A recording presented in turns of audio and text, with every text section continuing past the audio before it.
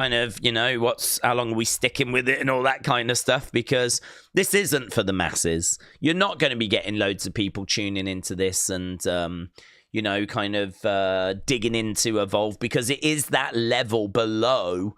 It is that level below NXT. But what I would say about this is, and we said it last week, I really enjoy looking at those talents that are coming through, seeing what they have been working on, what it is that they bring to the table, what it is that I think they could improve on, and what you guys think they could improve on, their connection with the crowd, their character work, their selling, kind of seeing the early stages, really, of how they're putting all this together. And of course, there's going to be mistakes. And of course, there's going to be things that you can look at and go, oh, that's not quite right, or I would tweak that, or I would change that. And I think for me, that's kind of a large part of where the enjoyment of this show comes from. And yeah, I'm looking forward to seeing what we've got. There's been some good stuff as well. I mean, I think there's a couple of performances and a couple of people that have really stood out. And as well as that, we've mixed in your Wendy Choos, and we've mixed in, some high name or NXT name talent in there. And I wonder if they've got anything up their sleeve for this week. Last week, of course, we had Javier Bernal. We had Luca Crusifino. We've been seeing a fair bit of Wendy Choo.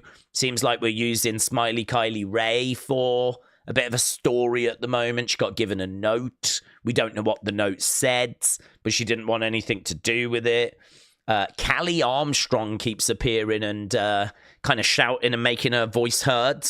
So I've kind of been enjoying seeing her in action. We've got a couple of big guys like Keanu Carver, and I forget some of the other names.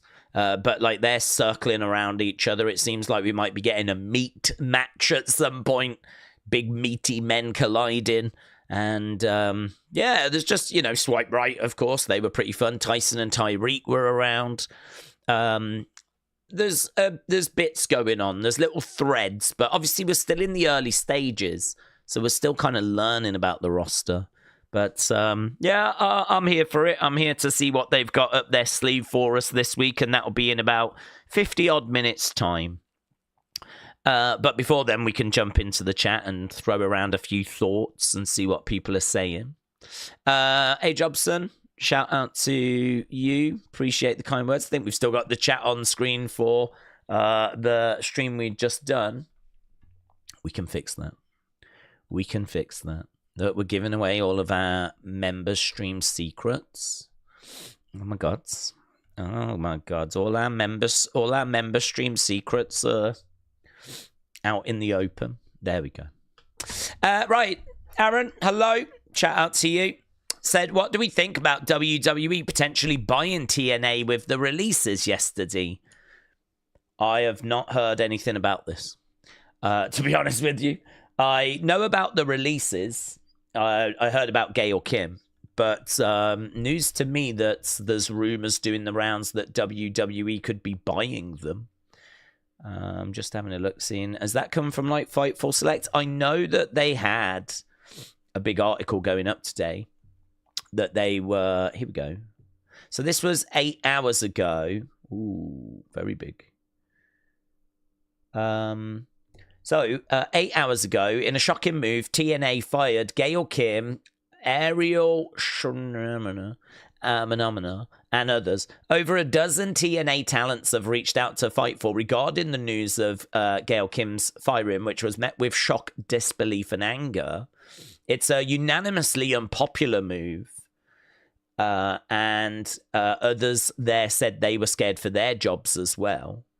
At least one person said they weren't surprised. Gail Kim has been very outspoken creatively and would sometimes butt heads with people in control.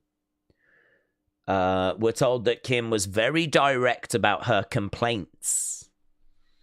In all, the reaction to Gail Kim's firing ended up being more unanimously negative than even the Scott D'Amore decision last year. Sources in AEW and WWE said they both expect Gail Kim to get interest across the wrestling worlds. One long-time name in TNA said they believe that Anthem is going for a major regime shift with the departures of Scott, Gail Kim, and Josh Matthews. They pointed to a revolving door of TNA presidents. Those that we spoke to claimed the decision was TNA president Carlos Silva's. He told Gail Kim that she was fired, but he didn't provide a reason beside changes.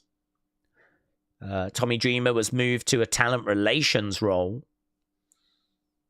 A number of them reached out to her directly, and that Kim seemed determined. Gail Kim has got a non-compete and can appear for any wrestling company she wants or work wherever immediately. So that was the update from Fightful Select. That was 8 hours ago, so I'm sure that's all out there. I'm sure that news is doing the rounds. There's nothing here in regards to a potential WWE takeover of TNA.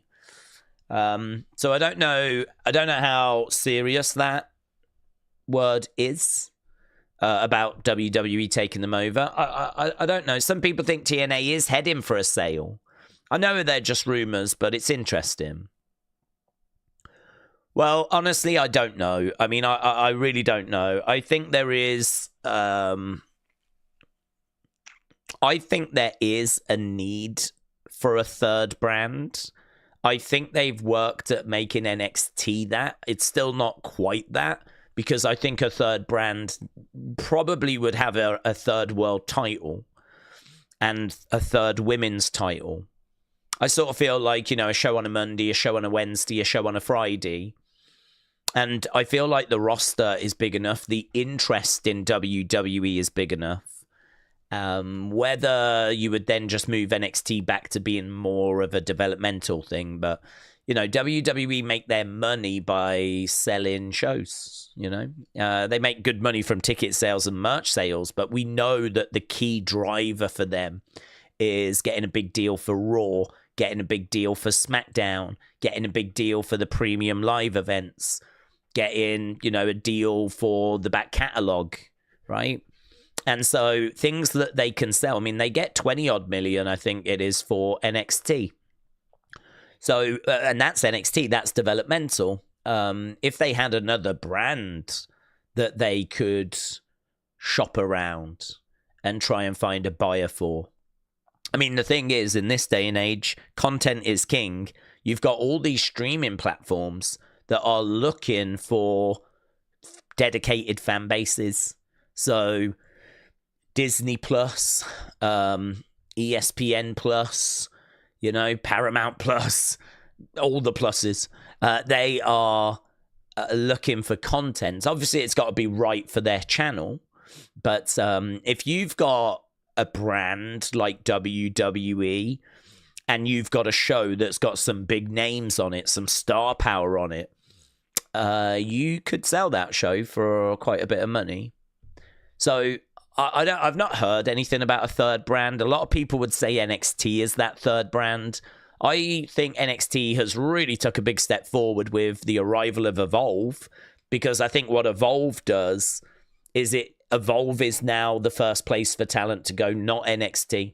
Before, we used to train wrestlers up, and when they were TV ready, they would go to NXT.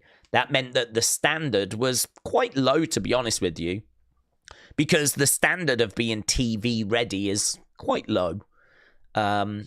And so, you know, NXT would have this top-end story stuff, and then you would have, you know, a few people having their first match, and you could tell that they were going through the motions and they didn't quite have their characters worked out, and so on, so on, so on. But Evolve kind of has those people now. This is where they go. They go to Evolve first now. That means that the entry level for NXT has become a lot higher now, which is good for NXT. But I don't think it makes it a third brand. I think you've got wrestlers in TNA that are pretty good to go, to be honest with you. There's a lot of talent there that is, I mean, we've been using them. You know, Joe Hendry is like super over. Moose has obviously just put in a great performance. Jordan Grace we picked up from TNA. She's been brilliant. I mean, she could go to the main roster whenever, really. She's got loads of experience. Like, a lot of people that are in TNA have gone through the indies first. And so they're very experienced. So you could say that the quality and experience in TNA is probably higher overall than what we get in NXT, because in NXT we've got a lot of athletes that are being trained and that are learning this. They're learning it. They're having to put it together. We've got obviously a good mixture of like your Stephanies and your Julias and your Ethan Pages. So, you know, we do keep picking up like experience as well to balance it out. But TNA is, you know, it's not like a promotion that is full of no-hopers or anything like this. Like, it's really good talent. Motor City came out of there, of course, went straight to the main roster.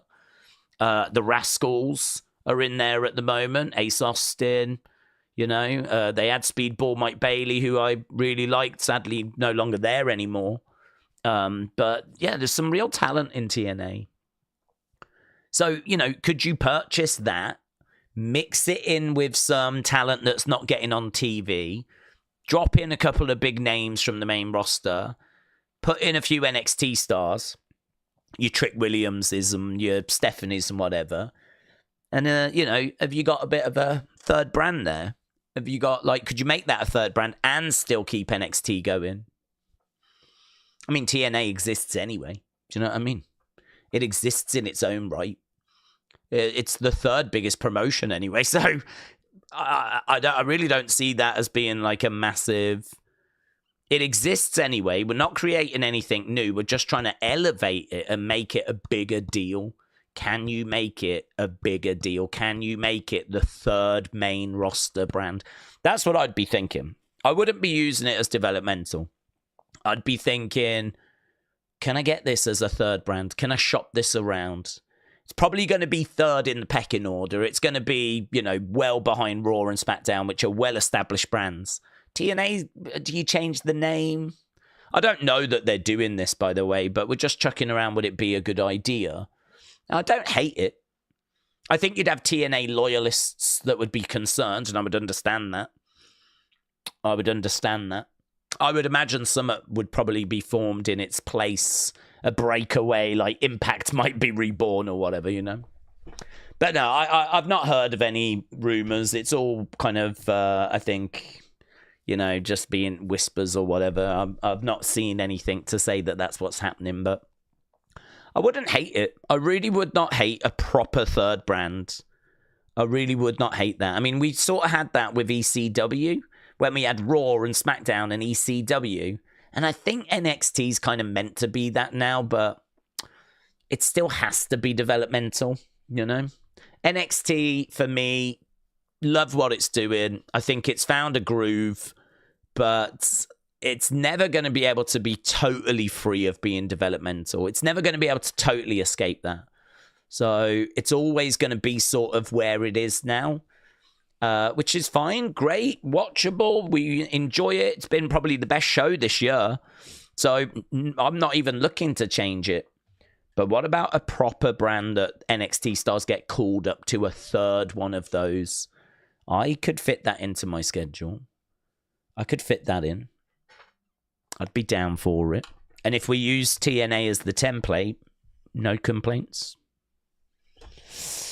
TJF said, you know, it's just fake news when WWE are buying TNA, when it would be TKO buying it if it's true.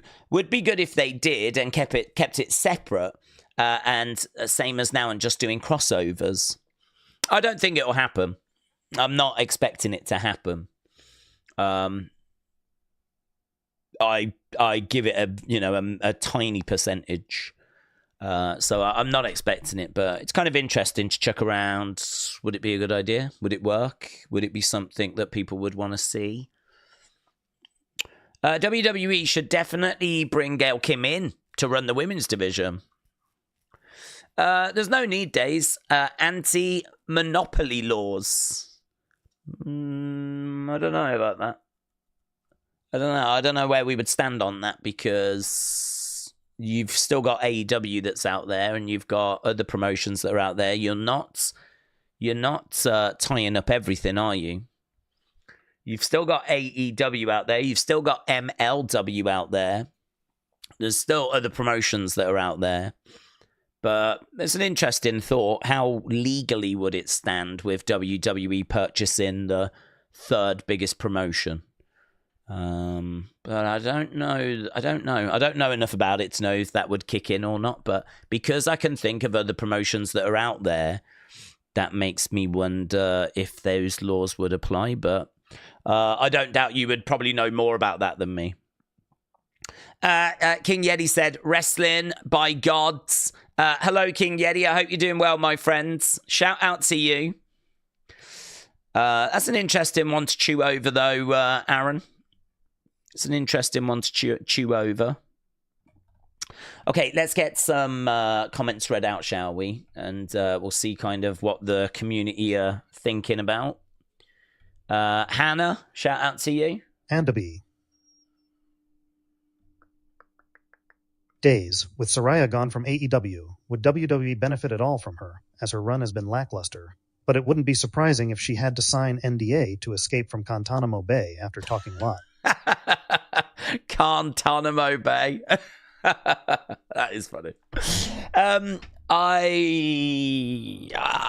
don't know about this girl, man. She's drama, isn't she? Like, there's either drama that's following her around or just... I mean, her run in AEW was just not it at all. Like, whatever magic she had, whatever abilities she had, it just doesn't show itself to me these days. I think part of the problem is that she was around at a time where there was a lot of divas, and she was the anti-diva, and there wasn't too many girls that kind of looked like her, whereas now there are, you know? We've got Tatum and Rhea Ripley, for example, right? And, you know, you've got quite a few, like, different girls that are around. And so Paige or Saraya just doesn't stand out as much anymore. You know, we've got a Cora Jade, yeah? We've got a Tatum Paxley. We've got girls that are not fitting into that traditional divas mold. So, I mean, she was always, like, fine in the ring. Promo-wise, I don't think she's ever been amazing. I think that she was important for her time, but I think her time was quite a while ago now. It was, you're going back 10 years, and I just think that the women's division has moved at a hell of a rate. The women's division has accelerated so quickly. I mean, you look at the athleticism that's there now that we wasn't seeing before. You look at the match quality that's there now that we just weren't really seeing before. I think the four horsewomen came in. They just kicked the doors down. So many more opportunities for women. That's meant that we've trained more women. We've got more women. We were talking about this the other day about the women's division and about, you know, what kind of situation is it in? What kind of place is it in? It's not where it needs to be. It still needs to grow. There's a lot of frustration about there not being more stories for women. Maybe another argument for a third brand. But I look at where it was and where it is, and the growth is undeniable. And actually, a person like Saraya now... She would. I don't think she would compete. She might have the odd match. She might be a manager, but I've just seen her do that in AEW, and it really did not land. Really did not land. So for me, is there a place for her? I'd like to think yes, because I think she's really important to the history of women's wrestling. I think that she's the first NXT women's champion. She came up to the main roster and made a big noise by winning that title, the Raw after WrestleMania. She had that kind of little feud, friendship with AJ Lee towards AJ Lee's kind of end of her time. And I really think about that when I think about Paige. And then, you know, we went into like PCB in 2015. There wasn't really too much rich stuff coming out of that. And I don't think her injury is too long after that. And I don't know. I don't know what you're getting out of her. She was a really good GM, though. When she was in a general manager's position, she was actually really good. That was one of the best uses for her. So I don't think you'd bring her back and have her wrestle much. I think, though, could she come back and be a GM somewhere? I mean, look, Paige in Ava's role would be great. If we've got big plans for Ava, and Ava's going to go off to do something big, I don't know what, but word on the street was they might have something big planned for Ava, we're going to need a new GM. And actually, if you bring Paige in for that role, I think that's perfect. She was great as a GM. I think it was SmackDown GM. She was great as a GM. She did this really emotional, thanks for everything, goodbye. And it was really sad on Raw. And then I think literally the Friday later that week, she was announced as the GM for that show. And she did a brilliant job. So I struggle to see a wrestling future, and I struggle to see her being like a manager or something like that. I was really uninspired by what I saw from her in AEW, but NXT GM, something along those lines, I could definitely go with that. Edward? Days I have had to fly home early from Turkey due to family reasons. Ooh. So basically my gran is on the verge of passing away. She's not been right, and Days' mum went to care home. Tonight, she's not good man. I'm really sorry to hear that, dude. To have to cut your holiday short as well. I mean, there was a bit of drama going on in Turkey the other day, so I did think of you because you're over there at the moment. So, yeah, I mean, you really don't need that, do you? You really don't need that. So, wish you all the best, but I hope this all kind of works out, and, you know, you don't need that going on at the moment. So, thoughts with you, Edward. I'm sorry to hear that news. Let's go to next comment. So, Nathan, shout out to you. See what see what's on Nathan's mind. Nathan Troxel. I know people want NXT to be the third brand. I like its developmental. You get to see hopefuls on their journey. Mm-hmm. It's where I saw my two favorite wrestlers, Bray and my tribal chief. Yeah. Yeah, I think there are people that would like it to be a third brand. You know, people want to be... I think the truth is there is a hunger for more from WWE outside of Raw and SmackDown. And that is why NXT gets the views it gets. You know, it's not getting 50,000, 80,000. It's getting like nearly 700,000 views. People are happy to watch NXT on a Wednesday and in sizable numbers as well. But yeah, with NXT, it's always going to be stuck in that rut, isn't it? It's always going to be that developmental brand unless they stop using it as developmental and then have a new developmental, and then people get called up from that to NXT. And I think you'd probably have to make the NXT titles world titles as well, actually recognized as world titles, so that it was on a level playing field with Raw and SmackDown, or just have one world champion that can bounce between the three shows. We've done that before as well. You may have to get out of the performance center as well. Having a main brand in such a small venue would not be ideal. So you'd probably have to change all of that. So there'd need to be big changes to NXT if it was to be a fully recognized third brand. But I don't see those changes happening. I think NXT will always be NXT. And so that's why we just touched on, well, if there was to be a third brand, would you use TNA as the template? Would you use that as the foundation and then build upon that? But I as we said earlier, I don't see it happening. Ellis Dubb's got a thought about Gail Kim. Let's have a look, see what Ellis Dubb has got to say. Ellis, I think AEW could use Gail Kim more personally. They need sound, creative wrestling voices in their locker room. Yeah, I mean, the only thing I'd say is I don't know what she's like behind the scenes. I mean, she's just been fired, and what I just read was that she is very outspoken, and maybe that can ruffle a few feathers. Now, I don't think that's a massive problem because, well, you'd like people to be sharing their thoughts. There's obviously a right and a wrong way to do it. there is a line that you don't want to cross, really. And, you know, you can't just keep berating people. You've got to know how to be an effective communicator. Has she got that right? I really don't know. I don't know. But that would be my only concern after what I just read. But, I mean, there's nothing to really base on, is there? She's been in wrestling long enough.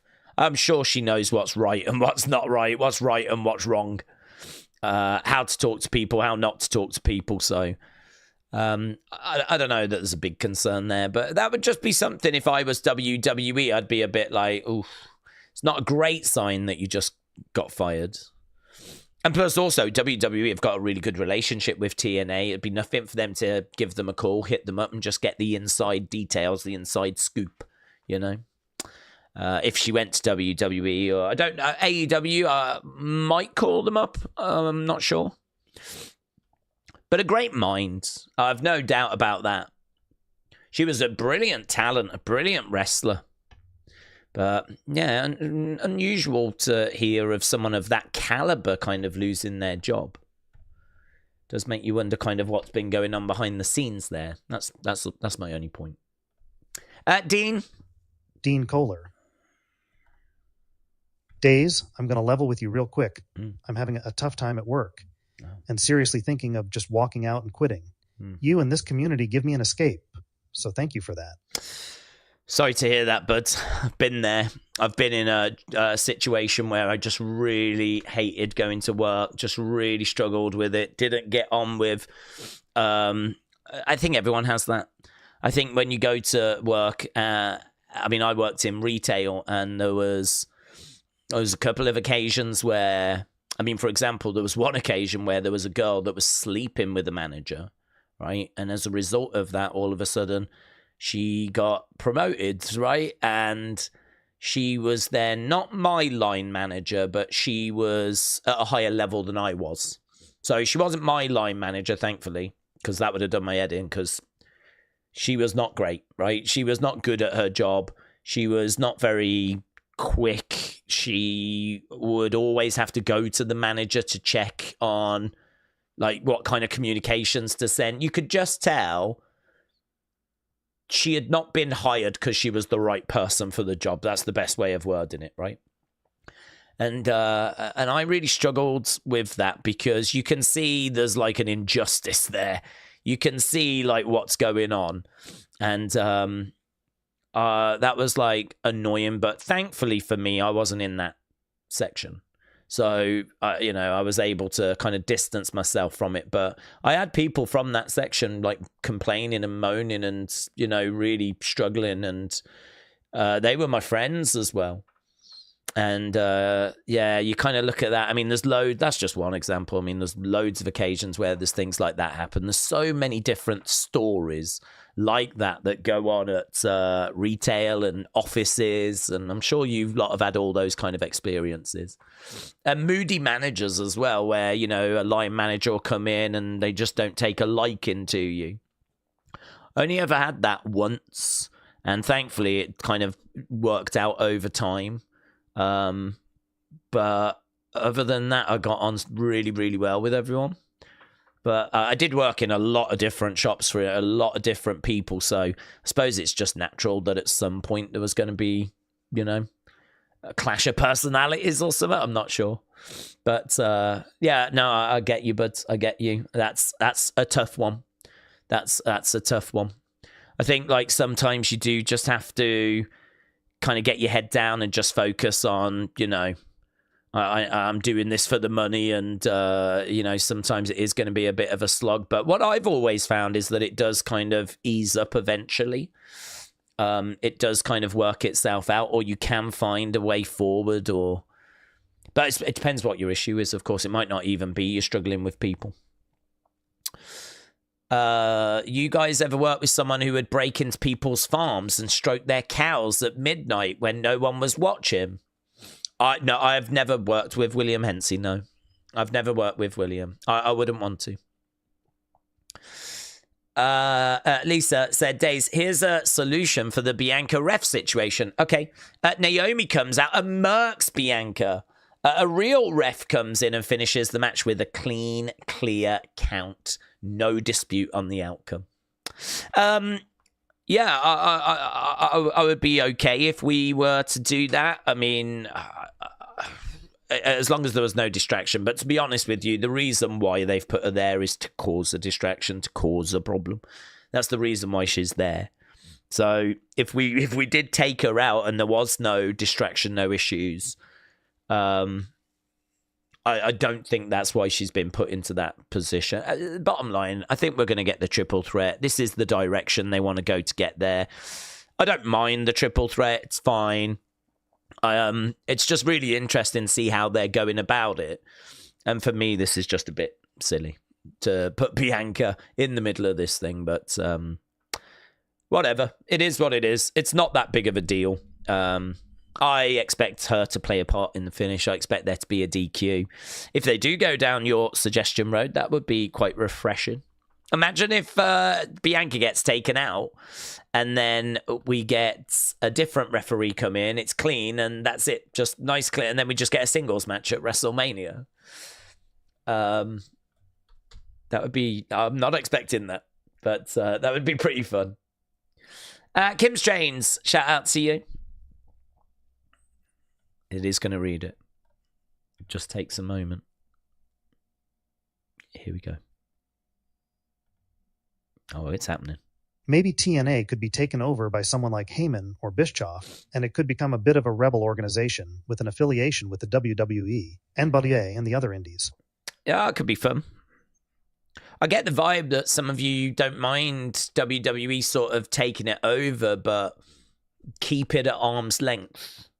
You know, it can be its own brand and it can be bigger, but let's not put it into the WWE ecosystem.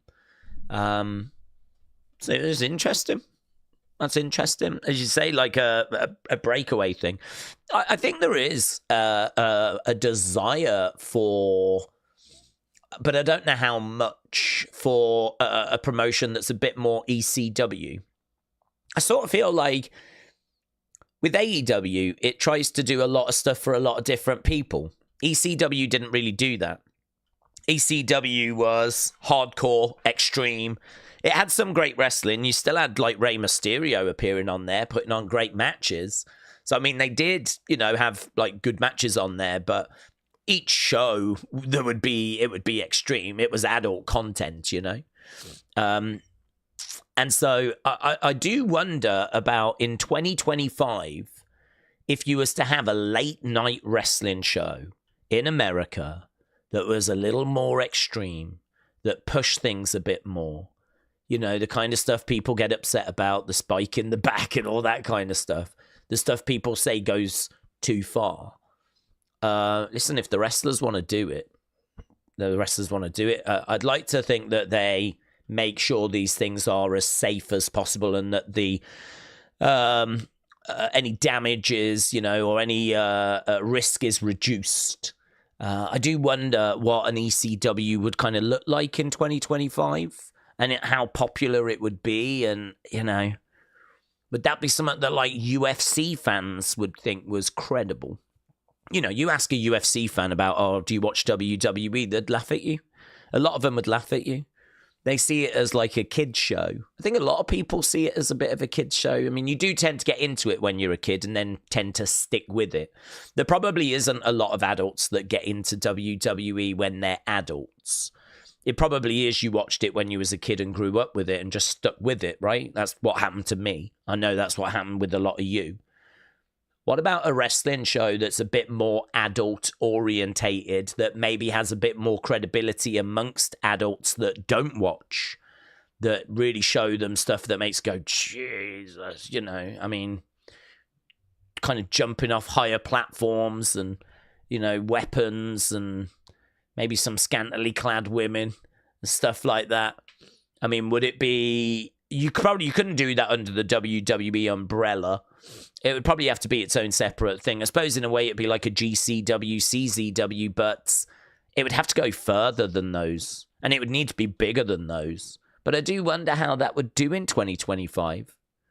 I do wonder how that would do. I mean, obviously, in its time period, ECW was fantastic and really well loved. But that time period is not this time period. Obviously, there's a lot more sensitivities now, but people still love blood and fighting and UFC and... Do you know what I mean? Like, we're still human. We still have those same desires to see a good contest, a good fight. And if that is going to require blood and barbed wire, I think there's people out there that would tune into that. I don't think it would ever do anything massive. And maybe that's just not the right approach, but we know how much love there was for ECW. And we also know that when they tried to bring it back, they just stripped it of all the stuff that it needed. You know, the video, when they put out the compilation video of ECW, it sold so well that they actually they were like, we need to do something here. And so that's why they did One Night Stand in 2005. And that did so well. They did it again in 2006. And that did so well. And they knew it was going to do well because everything ECW had done well. They were like, we're going to do the show. So I think, wasn't it like 06 to 2010? We had the ECW show on Sci-Fi. And it bombed. But if you watched it, it was WWE's version of ECW, which was watered down. It was what it was on ECW. It was watered down. It wasn't extreme. There was nothing extreme about it. You took away what made that show that show. So what if it was late night with some decent names that pushed the envelope a bit? And, I mean, think about how much everyone had an opinion on the spike in the back by Moxley. Everyone was talking about it. That footage went everywhere. Some people saying it's disgusting, they shouldn't be allowed. Other people saying it's brilliant.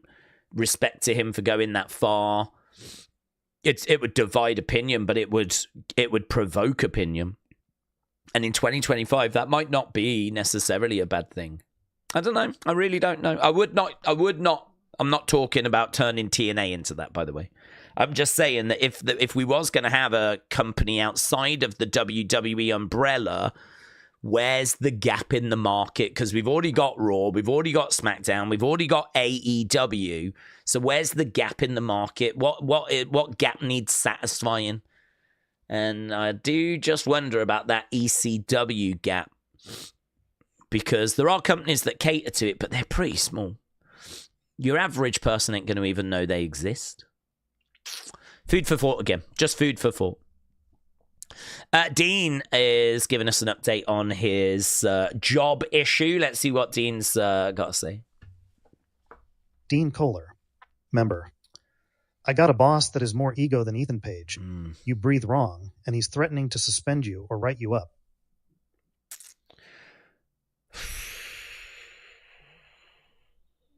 I mean, the only thing I could say is just keep your nose clean, do the best you can, and just know that everyone's going to be in that same boat. If you've got a boss that's like that, that's really just an absolute nightmare, constantly like on top of everything, threatening you with everything, that ain't going to be great for morale. That ain't going to be great for teamwork and, having a bond and all that stuff. But just know that everyone's going through that at the same time. I mean, and if you don't feel that others being held to the same standards, and you can find evidence of that. I mean, I don't know if you've got a HR department. I don't know how big the company is you work for, but if there is like signs of discrimination, if you are being treated different to others, that's when you can go down the roads of getting like HR involved. If you don't have a HR department and it's a small business, that's where things can get trickier, of course. But yeah, honestly, you're really not alone. There's a lot of people that are in those situations where, as I said, their line managers are, a-holes, or their managers are a-holes, and you've really got to try and keep your nose clean and watch what you're doing. And, I mean, what I would say is, Again, I don't know what you do, but I would have a look and see what else was out there. If I was in your shoes, I would be looking for what positions were available out there. I'd make sure my LinkedIn account was updated, was good. I think LinkedIn has got jobs in your local area that are going to be available. I don't know where other jobs are advertised. I don't know what your skill set is like, but again, I'd be really focusing on, is my CV up to date? Have I got my CV up to date? If not, can I update it? And can I have a look and see what else is out there? Can I would feel happy if I knew that I was working on stuff outside of the job rather than just going and dreading it. I would want to be doing something so that I had a bit of control, in the sense of, if it did get too much and it really was like, this is just tearing me apart, I've got the option to go, do you know what, I'm done. And I can walk away knowing that I've got 5 interviews lined up, you know. I might not have a job. Hopefully you've got a little bit in savings just to tide you over. But what jobs are out there? What jobs are in the local area? Is your LinkedIn up to date? Is your CV up to date? Those would be things that I would be looking at as a starting point, to just be like, yeah, I need to get a bit of control back in this situation, just in case. Maybe he'll settle down. Maybe the storm can be weathered. Sometimes if they're a new manager, they come in big and brash and bold. Fast forward a couple of months and it's all settled. It's all kind of settled down. They're in the rhythm of being in the job. If he's been there a while and he's been this way, then obviously it's less likely that things are going to change. But thoughts with you, but that's a real tricky situation, that one. Edward, shout out to you. Let's get Edward's thoughts. We've got 17 minutes until this week's Evolve, and we'll be underway. Obviously, there's no preview. I don't know any matches or anything.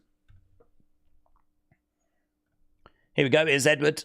Daze, thank you for your thoughts. They mean a lot, bud. Trust me, the last 2 years has been hard for me with the loss of my stepdad. I know. Now it's hard. I know it is, but this is life. These things happen. Yeah, I know. It is life, and life is hard, and we find ourselves saying that a lot, but I think people jump on the streams quite often and express, things they're going through, and it's hard. It is really, really difficult. Everyone's kind of going through their own. There's not many people in this world. I mean, it's always interesting to me when you've got famous people that are, having to take drugs and stuff like this because of depression. And I mean, it's so funny. You kind of mentally, you always think like, man, if I had X amount of money, I'd be made. I'd be just going on holiday. I'd be so thrilled. But honestly, I mean, all you hear is that some of the richest people in the world are just not happy. They're not happy. Money makes things easier and it takes a lot of worries away. You don't have to worry about where's your groceries going to come from. But equally, with money can come responsibilities and other problems. And, it's just, it doesn't solve stuff. It doesn't solve stuff. I have no doubt it helps. No doubt it helps, but it doesn't solve stuff. So I think the truth is that life is hard. It's difficult. It will always throw things in your direction. And it's about how you deal with those and how you can move forward from those, what lessons you can learn from those, and how you can find positivity and enjoy each day. It's a bit, there's not really much more that you can say than that, is there? Unfortunately. It just is tricky at times. Felix, shout out Felix to you. Lopes, member. Daze, I don't give a rat's tail about Evolve. I'm here for my family. Now, can you dig that sucker? Can you dig that sucker? Felix, shout out to you. Here's James with some very wise words. James Chadwick. Life's a bitch, then you marry one. There we go. James, thank you. Very powerful. I think that's basically what I was trying to say, but just worded a lot better. OG Trini, a.k.a. So much respect for everyone that serves in the military. There should always be jobs for our servicemen and women. Trini, shout out to you. Dr. Luchalala? Dr. Lucalala. Life is good when you have a comfortable enough amount of money, but not too much. Yeah, it is funny, isn't it? Do you know, I saw a study, I've spoke about this before. I saw a study that said the happiest that you can be is if you earn, you know, enough money, whatever it might be. Obviously, it differs from country to country, but enough where your bills are covered, your groceries are covered, you can afford the occasional meal out, right? So it's like, I don't know, once a month, once every 3 weeks, you've got enough to be able to go to a restaurant, right? You've got a car, you've got a house, your bills for that are being paid and they're covered. You've got enough for going to a restaurant once in a blue moon, and you've got enough for a holiday once a year. And if you've got kids, their needs are covered, right? Now, I don't know what figure, what number that would be, but I feel like there's probably quite a few people that are in that boat, actually. I feel like there's quite a few people that have a house, have a mortgage, can afford to go for the occasional meal, have a holiday once a year, have got some kids, and they've got clothes and food. They've got a car or two, right? I feel like that's most people. And this study said that the more money you get past that point, the less return there is for happiness, which was quite a surprise. I mean, you'd think the more money you get, the more happier you would be. But all you end up getting is just more stuff. It's just more stuff. Like, you can get another house. You can get a better car. You can get a bigger house. But it's diminishing returns. You've got a house. You know, you've got a car. Would you like a better one? Sure. But the amount of happiness that provides is not massive. Not massive. I thought it was really interesting, and I think that's kind of something I've always tried to live by, is like, I don't aim for the stars. I probably should, but I just want to get a house and a car and just live the 9 to 5 kind of life. I'm all right with that. I mean, I'll do this, but I'm all right with that. I've said before, even if this all fell apart, right, and I went back to retail, if I've got a house, not paid outright, mortgage, you know, just even getting on the flipping ladder is a nightmare. Just even getting enough for a deposit is a flipping nightmare. But if you've got a house, you've got a car, meet someone, start a family, amazing. Do you know what I mean? Lovely, brilliant, great. Like, I don't need like all this stuff. I don't need all this stuff. I don't need stuff. Which is funny because I've lived a life of having stuff, really. I mean, when I was working in retail, couldn't help but buy a DVD or a CD on a regular basis. You got 30% discount. So I was like, do you know what I mean? You see a new film, you're like, oh, I'll watch that tonight. Before you know it, you're spending so much of your wages back into the company with box sets and games and, do you know what I mean? Like TV series, or the new series of Walking Dead's out. Pick that up. That'll be good this weekend. And you sort of say that to yourself. And it's like more money getting spent. And don't forget, when I was at work, like, this is kind of before Netflix and before all of that. I mean, people don't really think that way anymore. But, yeah, I mean, I was buying albums before streaming, or a streaming was coming in. I was buying films before Netflix. And then, of course, like with the action figures, that all got out of control. Because I wanted to get the ones with the belts, but then you needed a Macho Man, you needed a British Bulldog, you needed a Seth Rollins, and they might not have come with a belt. So if you pick them up and you buy them, and you're like, and that's, you know, that money doesn't just come out of nowhere. Like, and you turn around and you go, how much flipping money have I ended up spending in my lifetime on stuff that just now sits on a shelf? This is the kind of stuff this is what being an adult looks like. Is where you come to that realization and you go, do you know what? I ain't playing this game right, you know. If this is Sims, I ain't playing it right. I ain't playing it right. I gotta find a different approach to playing this game. So I'm really trying at the moment now to try and not spend like on figures. And I got my little WWE Superstars collection, which I really love. They're great. But they don't come out all the time, so I'm quite happy to just pick them up when they come out. I don't buy CDs anymore. I buy the occasional DVD. I bought the Saved by the Bell box set the other day that was like 20 quid. Great. I don't begrudge that. But I don't buy like video games. I don't go out. You know what I mean? Like, great. I'm just going to keep saving and just trying to get that flipping deposit together. And that's my approach to life. I think having that kind of strategy in your mind is that kind of clarity, you know? You don't need all these things. I wish I didn't have all these things. I wish I had the money that these things cost instead. But that's part of growing up, innit? The following announcement is paid. I have to totally agree with you, Daze. By the NWA. About money doesn't solve anything. Unfortunately, I know all about it. I have won lottery 13 years ago now. It brings you more happiness. You can't trust anyone. The following announcement paid for by the NWO. Well, that's really insightful. Thank you, my friend. So, won the lottery 13 years ago, and it does bring happiness, but now you just can't trust anyone. That is true, isn't it? That is true. I mean, all of a sudden, like, friends and distant relatives and, yeah, I mean, all of a sudden, like, I don't know, does the relationships change? Is there an expectation you'll pick up the bill a bit more? Yeah, that is really interesting. And didn't even think about that aspect, to be honest. If you had more money and people knew, you know, does it really sour a few relationships? Interesting. Very interesting. Wasn't expecting this conversation, but I'm here for this conversation.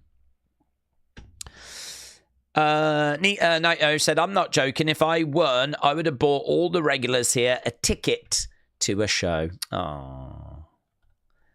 Well, don't forget, Nita Nitro, who's giving you a title shot next week. Yeah? Just saying. Nathan Troxel. Nathan. Frank, I have mild cerebral palsy. I have good and bad days. But I have a lot. It's not server. So when someone has an option about something, it doesn't bother me. Oh, Nathan, I'm sorry to hear that, but I'm sorry to hear that you're going through that as well. Like, you just don't know, do you, what everyone's having to deal with in their lives. No, I'm sorry to hear that, dude. A. Jobson, shout out to you. See what A. Jobson's saying. Jobson. Don't fire underutilized or developing superstars. Instead, send them to NXT Evolve to improve, hoping Triple H or Shawn Michaels might change their minds later. They could also train newcomers. Don't fire underutilized and developing stars, but send them to NXT and Evolve to improve. I think we've seen that with, you know, Mandy Rose going back there, Baron Corbin going back there. I mean, they were back in NXT for so long. I don't think they were there to just help NXT. It's not like when Becky went for a fleeting visit, or Bayley, or, you know, any of those. Like, they kind of went there, I think, to reinvent themselves. And so I think for them, it was a case of, it's not quite working. We need to find something different for you. And, you know, it is what it is. It's, I think they are looking to do things like that.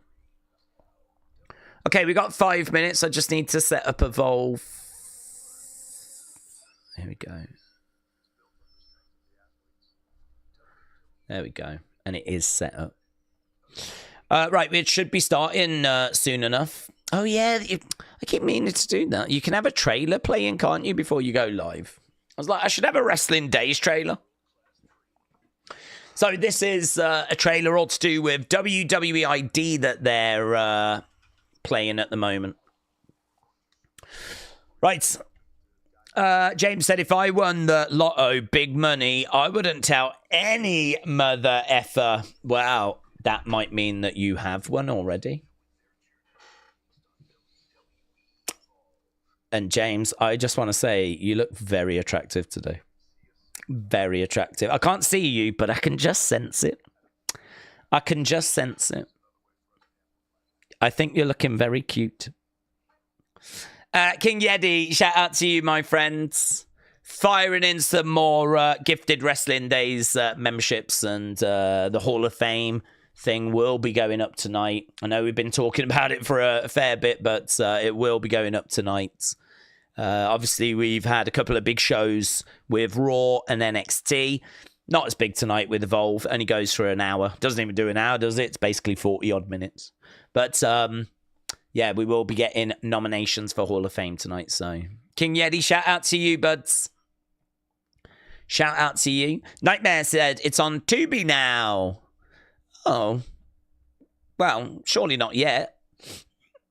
But they're pre-recorded, aren't they? So they just, boom, just drop... they just drop it on, don't they? Kim Shanes, Nick Butcher said, if you got 100 million and was told that you could buy TNA as long as you hired developmental talent from outside of the US, who would you hire and why? I don't know, but because I really don't look around the wrestling world, will I? I mean, what I could tell you that if I had TNA, my first places that I'm going to look would be Progress. I'd be looking at Progress. I'd be looking at XWX.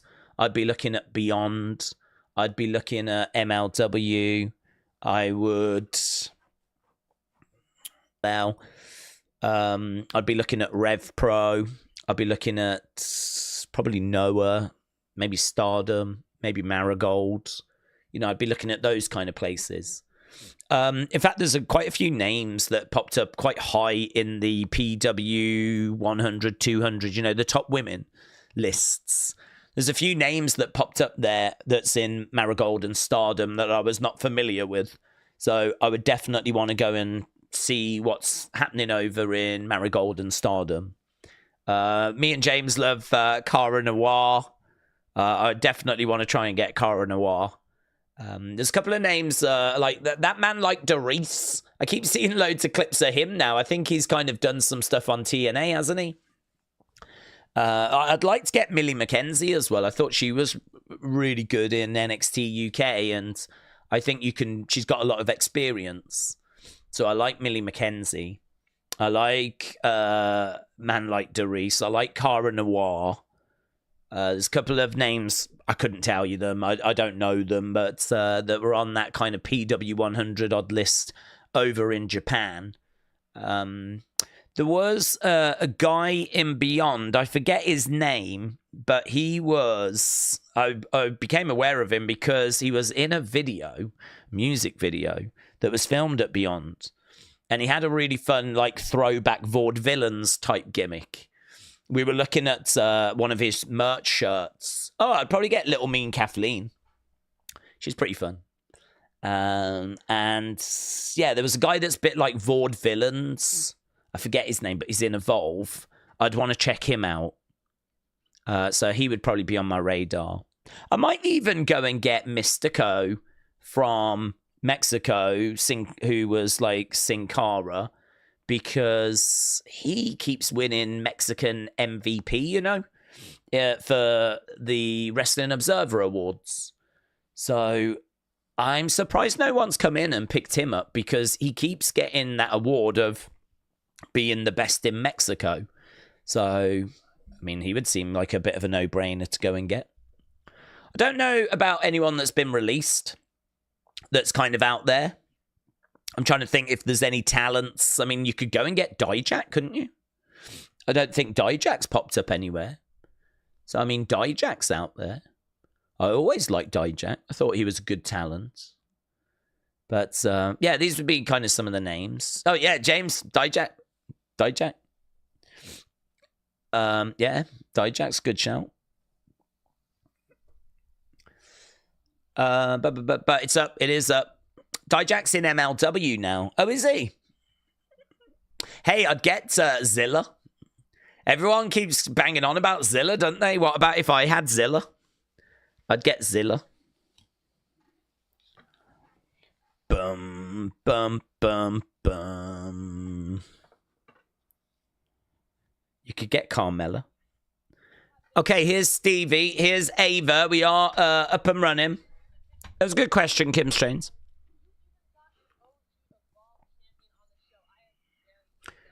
Okay, Ava's impressed with what Stevie did.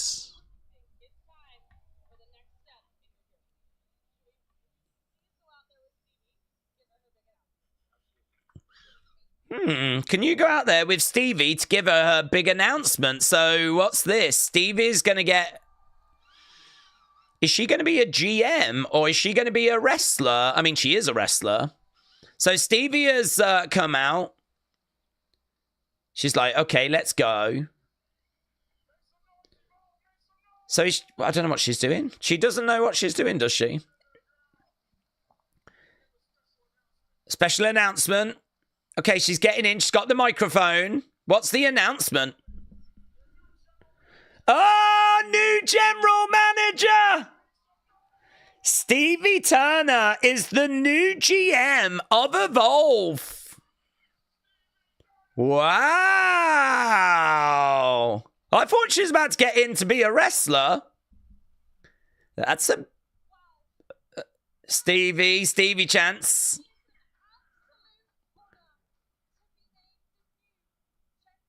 Wow. General manager of Evolve. The talent are all around the ringsides.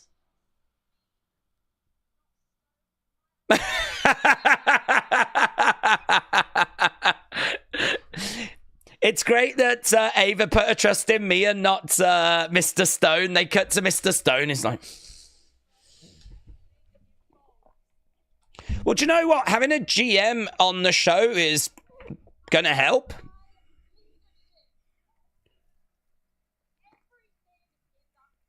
Everything's up for grabs.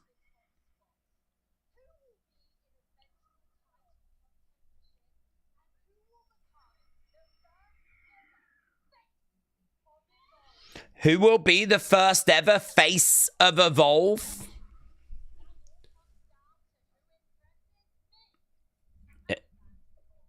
It all comes down to who's going to impress me.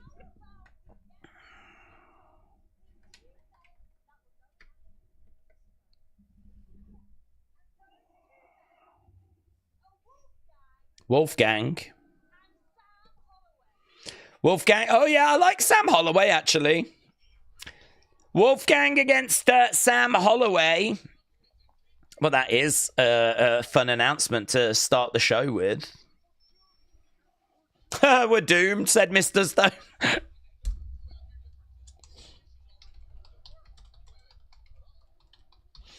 Oh, hello. Bit of a pushing and shoving on the outside of the ring already. Luca. Is that Keanu Carver and Luca? It is.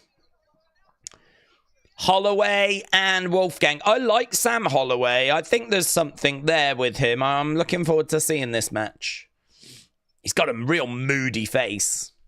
Well, there we go. I mean, that's a pretty good way to start the show by announcing a new GM, and that GM being Stevie Turner. I wonder what that means, though, for what's... I wonder what that means that Ava's doing, though. What's her position? How does she fit into this? I thought she was the GM. But Sam Holloway reminds me of an angry JBL, said Johnny. Brody said Sam Holloway has got a great size. He does have a good size, and I love his moody face as well. So here's someone that I'm like, you've made an impression on me. When she said his name, I knew who she meant. I've only seen him once, but his moody face and his size meant that I remembered him. And that's good. Okay, so he's bigger than Wolfgang, you know. He's bigger than Wolfgang. Okay, so he's still going on about Stevie Turner being the GM. Right now, he's getting driven back against the ropes. Wolfgang locking up with Holloway. Holloway going back.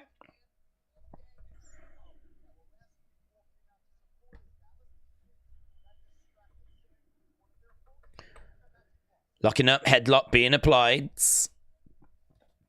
Over against the ropes goes Wolfgang. Yeah, I mean, he's got a good size advantage over him, you know. He's got a good size advantage. It must be so weird for Wolfgang to have to, like, look up to this guy. Normally, Wolfgang towers over other people.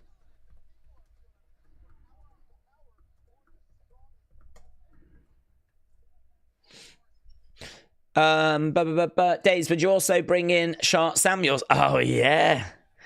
I would like to try and get Noam Dar with him as well, though, because I did enjoy those two together. But yeah, Sharp Samuels, that's a good shout, that is. I did really enjoy him with Noam Dar. But I think he would work really well on his own as well, actually. James, I'd hire you. Because you know everyone that's out there in the indie circuit. So that's what I would do. That would be my answer. If I had 100 million, my first purchase would be James, so that he can tell me who to hire. Double axe handle there by Wolfgang. Okay, we've got, I think, the rest of Gallus on the outside of the ring. Against the ropes goes Wolfgang. That was a good big boot. That was a good big boot there by Holloway. Holloway to the outside. I don't like Holloway's gear. He's picking, trying to look at the strength. He's picked up Wolfgang on the edge of the ring. Whoa, mates. Power slamming Wolfgang on the edge of the ring.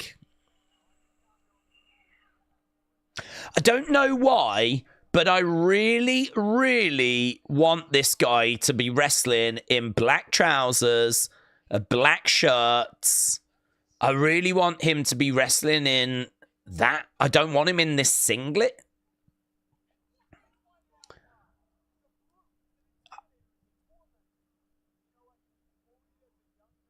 I don't know what his gimmick is.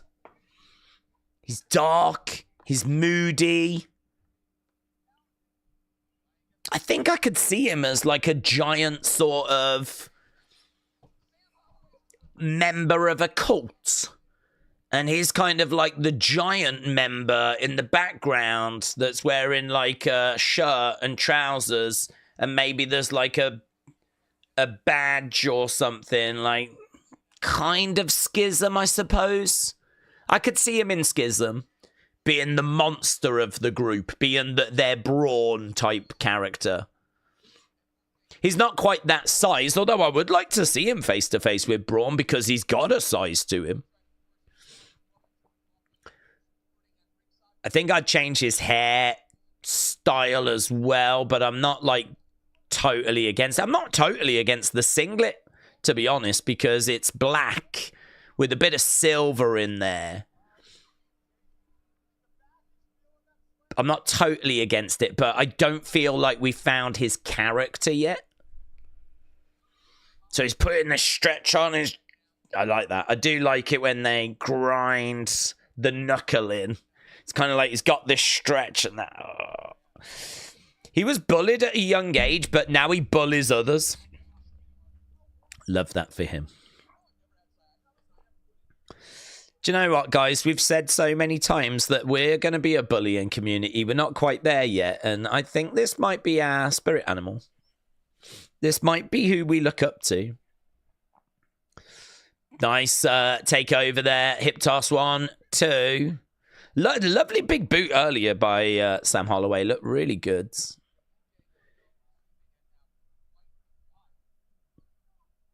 Shouting out to Joe Coffey. Look, he doesn't mind having a few words on the outside. Dave Mastiff would be a good addition. Yeah, I used to enjoy Dave Mastiff. That he would be good. He's got a good size to him, and it's a good shout. Shot coming into the midsection there by... Oh, knee coming to the midsection by Holloway. Into the corner goes Wolfgang. Back elbow there by Wolfgang. Wolfgang goes up. Shoulder tackle down goes Holloway. One half of the longest reigning NXT Tag Team Champions at 497 days. I didn't know they had that record. Oh, NXT UK. I didn't see the UK. I was like, I don't remember that. Don't remember them having a NXT tag team run. Going 400 odd days. Going up to the outside, Wolfgang, edge of the ring. Mayor Pete said, you can't be a bully and side with the Cena kid. You need to pick a side, Boomer. Nah, I think most bullies have got a soft spot for the odd person. I think the thing is, if you're a bully, you enjoy bullying. But do you enjoy seeing people being bullied by others? Like, I'm a bully and I like to do the bullying. But I don't know that I enjoyed seeing John bullying like the other kids. Like, I feel like in that case, I want to bully the bully. You know, I want to bully John Cena. That's what I want to do. I think I want the kid to be okay so that then he's available for me to bully. I think that's what I'm saying. I'm upset that John is bullying a kid I should be bullying. That's what it comes down to. That kid actually spoke out today as well. He actually spoke out today, and he still seems to be keen with John. He still seems to be on board with John. I don't know who interviewed him, though. I don't know who tracked the kid down. Wolfgang up top, Holloway up there as well. Shots coming into the midsection. I'm surprised how long they've given this match. These matches tend to get like a minute or two.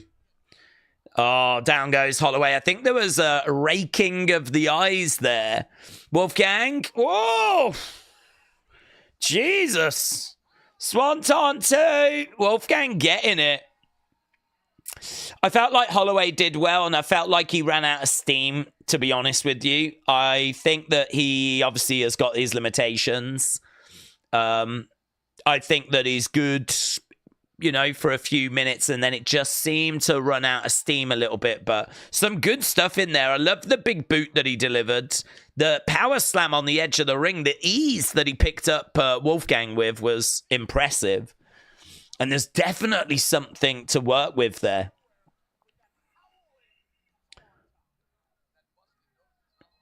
Oh, he does look like he's got a busted nose.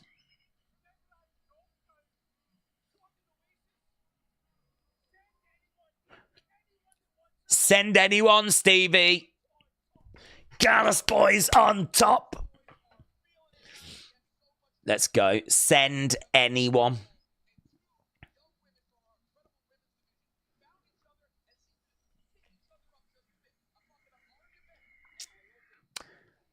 Layla Diggs and Aria Bennett. What's this?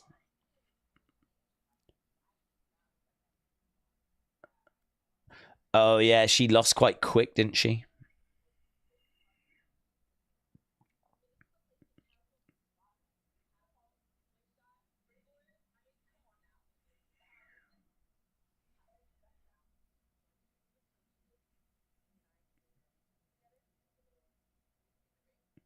How about we bring our resources together and make some music in the ring? Are they competing against each other, or is this a tag match? Tag match. So Layla Diggs and Aria. Oh, that was too quick. I don't know. That's too quick. Oh, there's a former OG champion that's going to be on the show. Kendal Gray taking on Zara Zaka. I like Kendal Gray. She's moody. I like that about her. Is that Kylie Bright? Yeah. Kylie Bright, she was the partner of Kendal Gray. She thinks that she and Kendal are like best friends, and Kendal can't really stand her. No, I do like that story. Okay, here's Kendal Gray making her way out. Kendal Gray coming out. So she's an interesting one because she is kind of a heel, but I don't know that she's in the heel role. There's Kylie Bright with some pom-poms cheering on her friend who's not really her friend.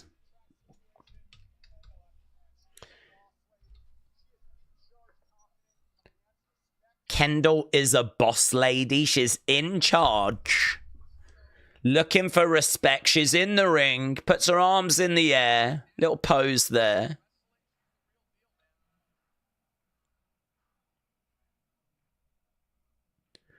I don't know what the chant is. Kendal something. Kendal the truth or something. Kendal the truth. Here's Zara Zaka. We have seen Zara Zaka before.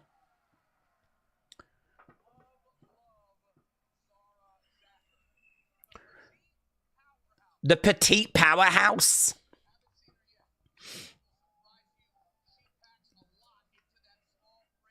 Okay, so Pete Rosenberg said, if you haven't seen her yet, she packs a lot.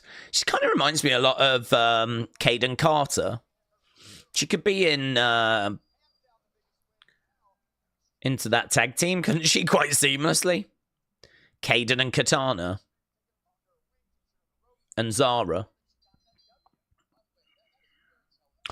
Zara Zaka against Kendal Gray, and we are underway. These matches don't take long.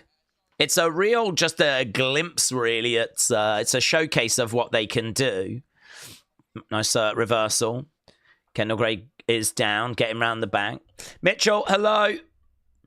Daze, if you're putting a staff together, can I just be a random producer that's always trying to break up fights? And you're like, hey, it's that guy. Oh, yeah. Yeah, you can have that job. Coming over. Oh, both drop kicking at the same time. Both kipping up. Lovely work. These two circling around each other. Quite even in the early stages. Zara Zaka, I think, carrying more power. Trying to get round. Nice reversal. Working on the arm there by Zara. Zara on... Kendal on Zara's arm. Zara rolling through, looking to kip up. Lovely. Grabbing the arm. Zara Zaka down to one knee. Even the ref is... I still don't know why the ref doesn't have her hair kind of tied back. I feel like that gets in the way. But WWE don't tell her to do that, so... Why should I? Oh, that's lovely. Lovely. Lovely mat wrestling by Kendal Gray. She's a 3-time undefeated national wrestling champion, and that really showed. Kendal the truth is what they're chanting. I like Kendal Gray. Oh, flipped over. And again. Ooh. The petite powerhouse has always and will always defy expectation. Crowd are into this, you know. They're making a little bit of noise. I'm surprised there's not, like, Evolve shirts. I mean, maybe there is on WWE Shop, but no one in the crowd has got any. Crowd looks a little thin this week as well. Like, that one side, there's, like, 4 people standing there. Right now, back in the court. Where's my... I want to go. I want to go to Evolve. I want to be in the crowds. Chop coming in by Zara Zaka. Driving Kendal back over the other side. Kendal into the corner. Boom. Springboards. Back elbow. Takes her down. Kendal in a seated position. Drop kick to the back. Coming over. Looking for the cover. 1, 2. Kick out. Kick out. I love Evolve. It reminds me of Black and Gold era, and I love Black and Gold, said Nathan. That show was an hour, and they would often put on bangers. Yeah. Oh, lovely. That's like a eat defeat by Kendal. Zara down, Kendal in control. I like Kendal. Over in the corner. Boom! Hard in the corner. I think I've seen Kendal live. I'm sure she was at the show I was at, you know, when I went last year. Again, into the corner goes Zara Zaka.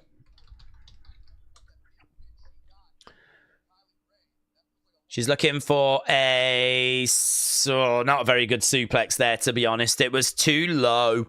She sort of just, like, rolled it, really, rather than, like, delivering it.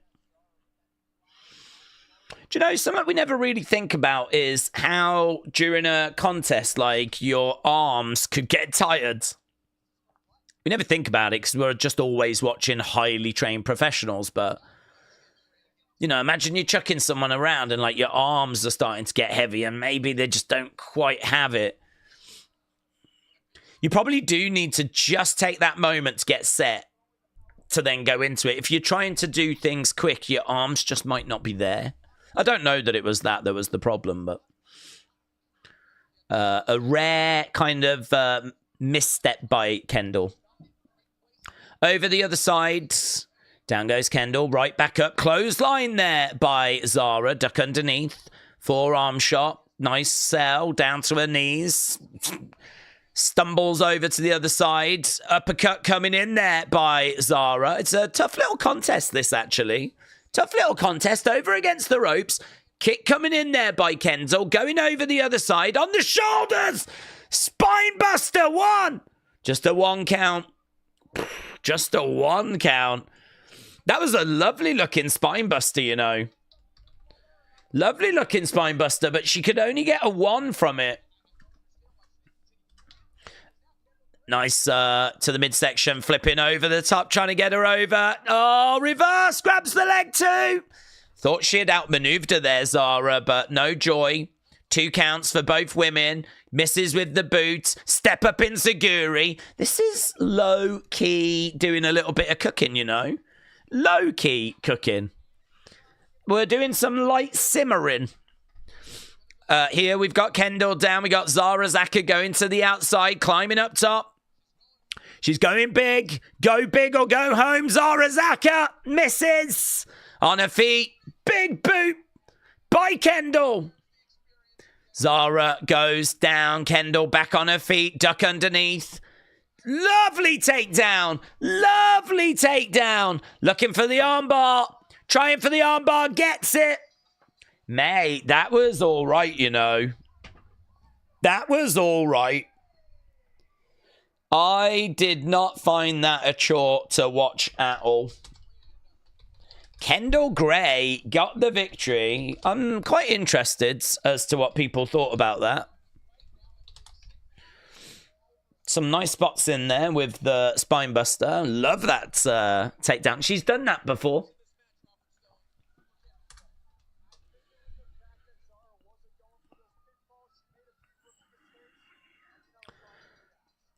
There we go. Kendal wins. Kylie is celebrating. Oh, Smiley Kylie Ray has come out to check on Zara. Is Wendy Choo going to come out? Oh, the bear. There's a bear in the ring. Kylie Ray is looking over at the bear. The bear seems to have its arm up. I think it might be waving. It's greeting Smiley Kylie Ray. Yeah, no note this time. Draco Knox is with Pete Rosenberg.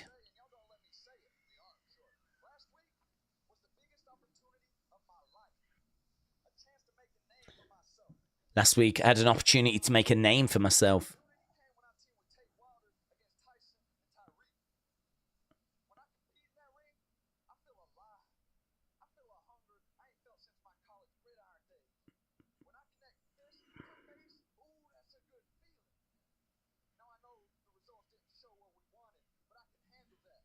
I know I can grow from a loss.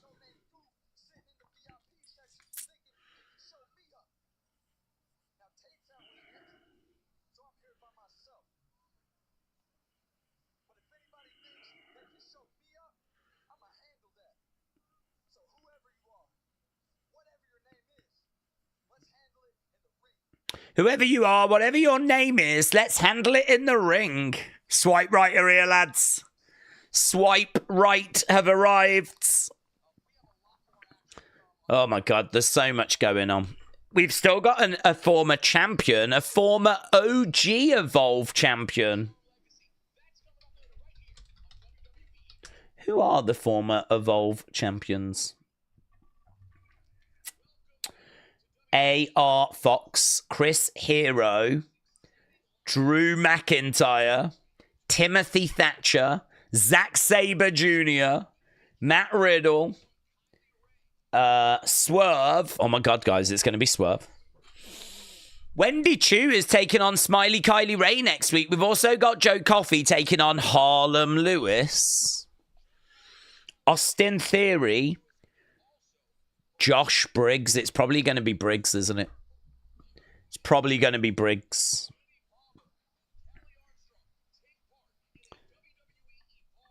Yeah, I'm thinking it'll be Briggs. Josh Briggs.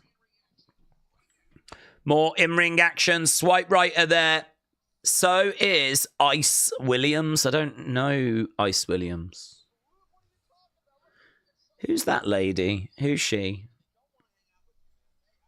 I think she might just be like a VIP. Do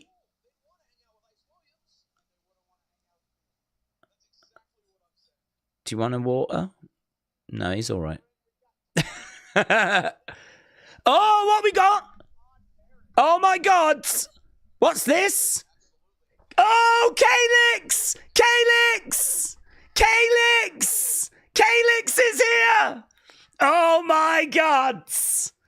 The streets are saying that that is Jessica Carr. That is Jessica Carr. Oh, let's go. Show me Calix.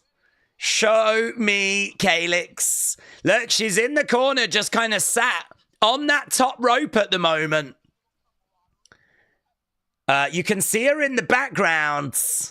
Oh, my God, yeah. Hayes Jameson and Calix. Ref Jess. Ref Jess. I am so here for this. Let's see how this is going to go. Okay, the bell has sounded. And we are underway. Come on. Come on. This is good, man. That's gotta be Calix. She's all in black. Over against the ropes. Oh, going down. I wonder if she goes for a pin. I wonder if she'll start counting it herself. Imagine that. Calix has arrived. Calix is down. Oh, it's not going well so far, but kick out there. This is basically her fiend. This is her dark persona. This is mentally where she goes. When people are shouting at her in the ring, when wrestlers on the main roster are having a go at her, internally she's thinking like, oh, if only you knew. I could bring Calix out. Oh my, I've said enough. I've said enough. Put her in the Wyatt 6. Put her in the Wyatt 6. I've said enough. Let's go, Calix. Let's go, Calix. She's tagged out, though. That's the only problem. Women's tag match.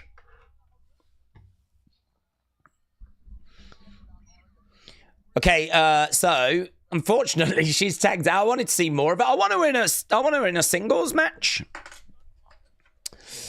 As pale as she is, she looks like she could be Sheamus's sister. Well, she's on the outside. I don't know the names of all these other boomers, so tag being made. Here's Calix. Calix in the corner. Down, Calix charging over. Back elbow. Going for the cover. 1, 2. Kick out. Kick out. She's getting back up to her feet. Oh, hello. Is she drinking during a match? Oh, Hayes Jameson, the wild child. Don't upset Calix. Duck underneath. Kick coming in. Look at, oh, there's going to be a suplex. She's got her up. Oh, lovely. 1, 2, 3. Oh, that's not gone well at all. Calix is pinned because Hayes Jameson just wants to party. And she was not there for her partner. So there we go. These two girls have picked up the victory. Calix on the outside. Mess her up, Calyx. Yeah, she pushes her away. Screams, walks away. There we go. There we go. She lost. That's a shame. Okay, former OG Evolve champion.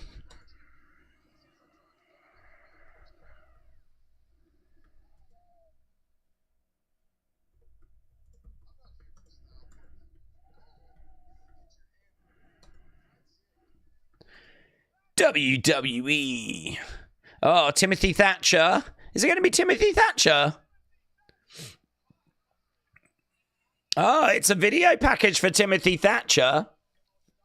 I think he has actually returned as a coach, to be honest with you. Yeah. Looks like we're about to watch Timothy Thatcher in action. Mate, this is all right. I'm here for Timothy Thatcher. He used to be in Imperium. Well, there we go. Timothy Thatcher is who is coming out. And I don't know who he's taking on.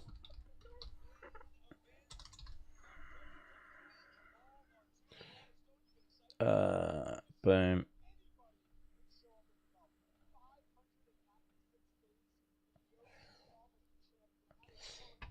Do you think the British Bulldog's son should come back and start on Evolve, said Taker 1990? Well, I think it'd be great to be on Evolve. Great name. He's just won a top title over in, well, at the end of last year, he won the top title in All Japan. So I don't know kind of how things are going for him. I don't think he's champ now. He's taking on Sean Legacy. We saw this guy in... Was it week 1? Part of a 6-man tag.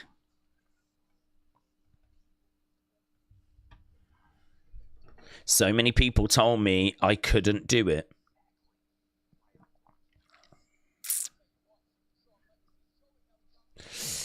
This takes me back like I'm watching AEW Dark, says A. Jobson.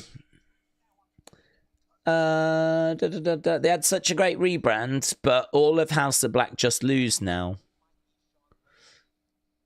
Okay, Sean Legacy. Is this our main event? We're not at the main event, are we? Are we? We are 33 minutes into this show, which is mental.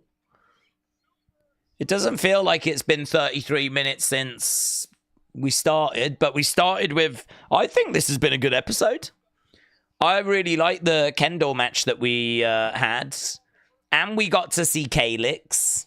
I don't mind that Holloway guy. I think he ran out of steam, but that's okay. Now we've got Timothy Thatcher.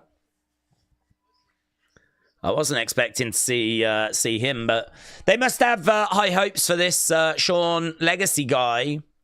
I seem to remember Pete Rosenberg mentioning this Sean Legacy guy as someone that really think you need to keep an eye out for. So I think there's quite a bit of optimism around this guy. Well, he's going to get a blooming good workout here against Timothy Thatcher. Timothy Thatcher's been in wars with Tommaso Ciampa. Former OG Evolve champion. Both guys getting their intros.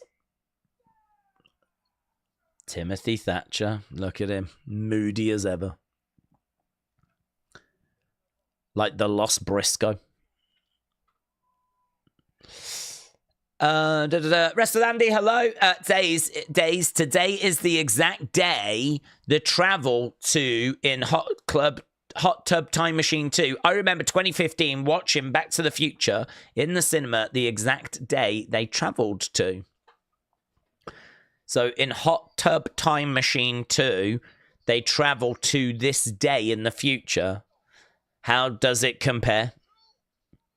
Did they watch Evolve? Right now, Sean Legacy going over. Taker 1990 said Sunday Night Heat was only on an hour time slot on USA Network. There were great moments on there.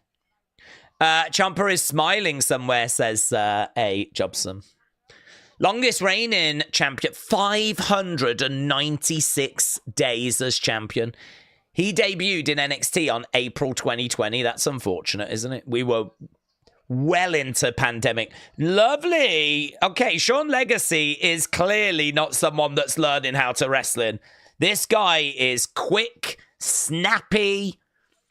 This is someone that clearly wrestles on a regular basis. Over against the ropes.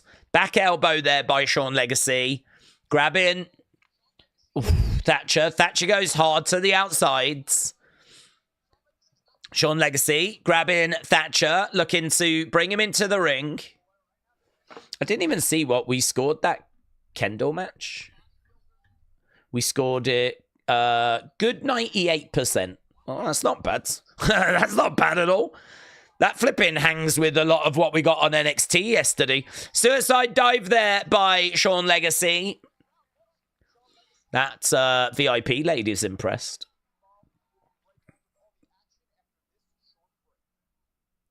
Okay. Commercial break. This summer, Paris lights up the world. Have I seen an advert for Clash in Paris? WWE's premium live event. Sunday, August 31st. Clash in Paris. We are back underway. Timothy Thatcher taking on Super Sean Legacy. Nice shot coming in there by Sean Legacy. Brony said, my dream is to be a millionaire, but sometimes it doesn't always work out. Sean Legacy goes down. Timothy Thatcher grabs him, throws him to the outside, but he hangs on. He's on the edge of the ring. Frankie said, Hot Tub Time Machine is a dope movie. Oh, drop kick, but he crashes down. PJ, shout out to you, my friends. I will get to your comment in a second, my friend.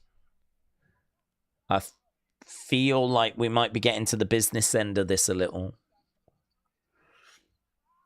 Right now, he's got him down on the ground and he's got the leg pulled back. He's got the face pulled back. He's got knees right in the back of Sean Legacy, stretching him out. We've got a few signs in the crowd, you know. Oh my God, I want to be there with a sign.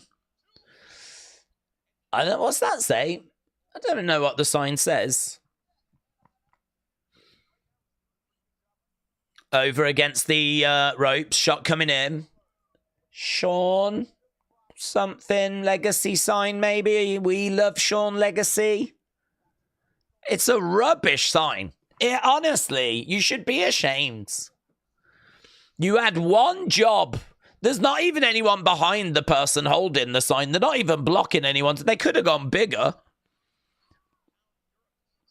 Right now, Timothy Thatcher keeping Sean Legacy down. He's going for that joint manipulation. Gonna snap the fingers. Here we go. Oh, break him. Yeah.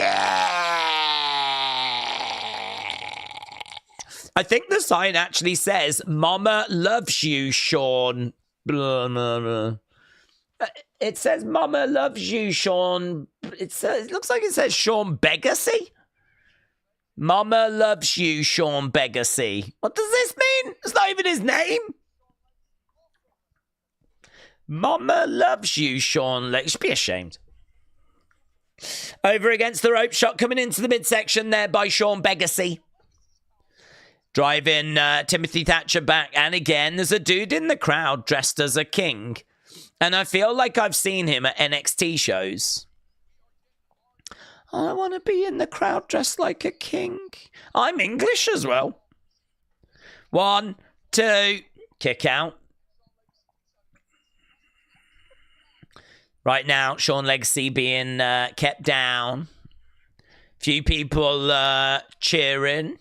There's the VIP lounge. Crowds applauding away. Superstar Sunday, new episodes every week, kids. Tune into that. Oh, Stephanie's Places. Did that start today? That's happening, isn't it? That's a happening. The WWE NXT Mayor and Evolve Prime Minister. Is that what she's calling herself? The Evolve Prime Minister, Stevie Turner. Ava is the NXT Mayor. The Nightmare. Okay, Timothy Thatcher keeping Sean Legacy grounded. Round the back and pulling back on the arm. And again, pulling back.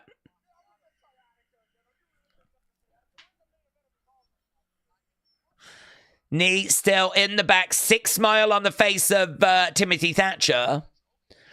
Is that a guillotine being applied?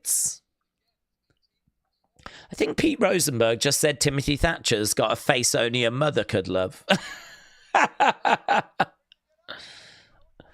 bit harsh, isn't it? Timothy Thatcher is getting right back up. Okay, so the pace of this has been really slowed down, but it's time now for Sean Legacy to come back. Mama loves you, Sean Beg. Oh, Timothy spills to the outside. I don't know why Timothy Thatcher just lost his footing, but he seemingly did. Right now, he's getting back up, slowly making his way back up. Sean Legacy coming over, grabbing him. Suplex, yeah. Suplexes him back into the ring. Sean trying to dig deep. Sean looking over at Timothy Thatcher. Timothy Thatcher on his knees, getting up to his feet. Back elbow there by Sean Legacy. Here we go. There we go. Kick to the midsection. Kick coming in there by Legacy. Another big boot. Looking for a suplex. Getting it. Rolls out the ring. Rolls out the ring. Is on the outside. Timothy Thatcher down. Isn't it funny how these two are like proper wrestlers? But I haven't found myself enjoying this as much as the Kendal Gray match, to be honest. That was nice, though. Springboard drop kick by Sean Legacy. 2. Kick out there by Timothy Thatcher. We do need results to matter, don't we? I sort of feel like what's at stake here? What's at stake? We do need to get to a point where matches matter. People can climb some sort of ranking or get a number 1 contenders match. Still no word of a championship yet, but at least we got Calix. At least we got Calix. Roll through there by Legacy. Coming over. Nice. Big kick. Timothy Thatcher feeling that. Oh, we're going for a finisher. Timothy Thatcher on the shoulders. Ooh. 1, 2, 3. Oh, my God. Timothy Thatcher loses to Sean Legacy. That was like an AA into like a cutter. An A cutter. Well, there we go. Sean Legacy picks up the victory. Dutch Lucha said, whoa, I wasn't expecting him to win. And I can't wait for the title to come in. I'm looking forward to the title coming in. I think once the belts are in and we've got a champion and we've got like challengers sniffing around, that'll be interesting. I need to watch that move in slow-mo because it's like an AA into... I don't even know what it is. Like a twisting cutter? It's a weird little finisher. I love that for him. Timothy Thatcher over by the ropes. Gets up. Timothy Thatcher applauding Sean Legacy in a very sarcastic manner. Gets out the ring. And there we go. Sean Legacy looking over towards that VIP section. Swipe rights are making their presence felt here. Okay. Let's go. Swipe right time.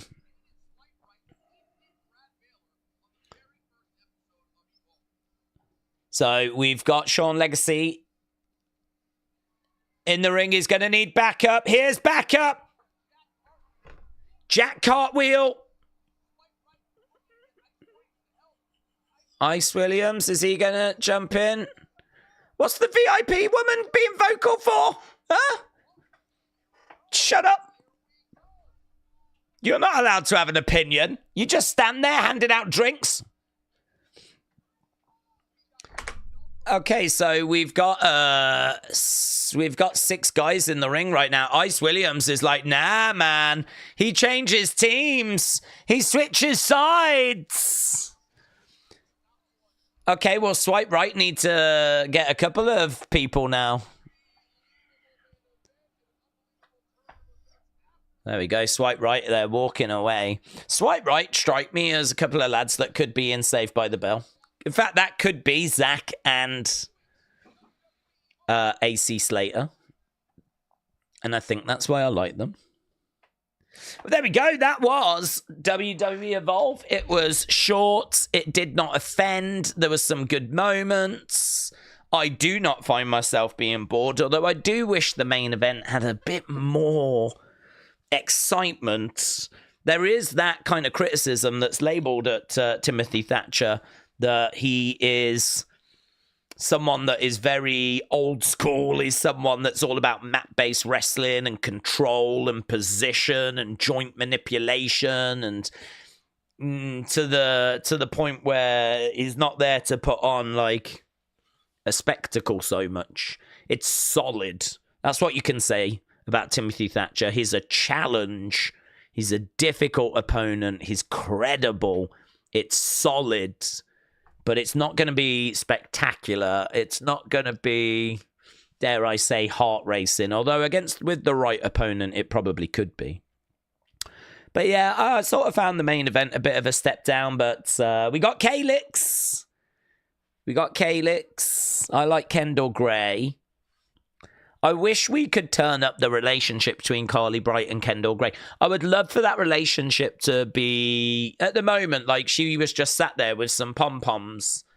I would have loved more of an interaction where she's like, oh my God, you did so good. And like, you know, she pushes her face away, like, well, go away, kind of thing. She's like, no, honestly, you was really good. I'm so proud of you. It's so great to call you my friend. And something like I would have liked more of that in that relationship. And as I say, at Holloway, I feel like there's something there. With Holloway. I just sort of felt like he ran out of steam a little bit. But there were some good little moments in that match.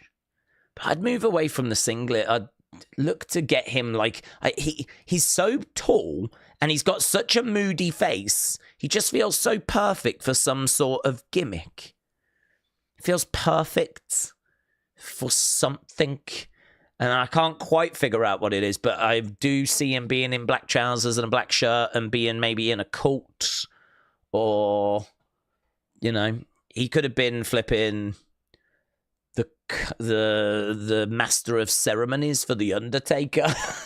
You know, if you'd have introduced him as the guy that organizes the funerals at Undertaker's funeral parlor, I'd be like, well, yeah, that checks out. He's moody, he's tall. If he's in like all black, he's kind of standing there. And Paul Bearer, I could see him being in that kind of I can see that for him, or I can see him being in a cult, or I don't know what I would do. I wouldn't make him a pirate or an ice cream man or anything like that, but I feel like there's something you could do with him. Chris said 6.5. I enjoyed it. Dad Stuff said, today I went through Maryville, also known as ARW Pro Territory, but I did not see Carmen live. If anyone goes through Maryville, there is absolutely no way you can go through without thinking of Carmen Live, is there? Or ARW Pro. I mean, that will now be a link that is forever established in my mind. Forever established. King Yeti said, next time you watch Daze, snap into a Slim Jim. Oh, yeah. King Yeti, shout out to you, my friends. And PJ, sorry it took me so long to get to your comment, but I felt like we were getting towards the end, and I was a little bit off, but only by a few minutes. But PJ said, my friends and I said that when WWE came to our city that we would all go. That's good.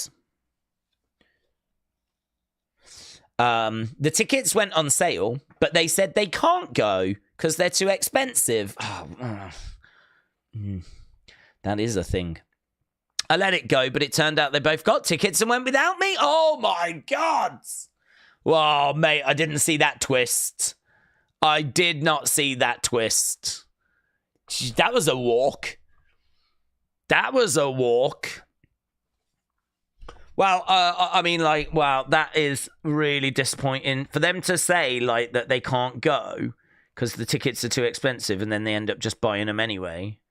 I mean, there's just no great way of taking that, is there? The only thing I would say is that at least you found out they're not that great of friends that you thought they were, which is going to hurt, but will be better to find that out in the long run, you know?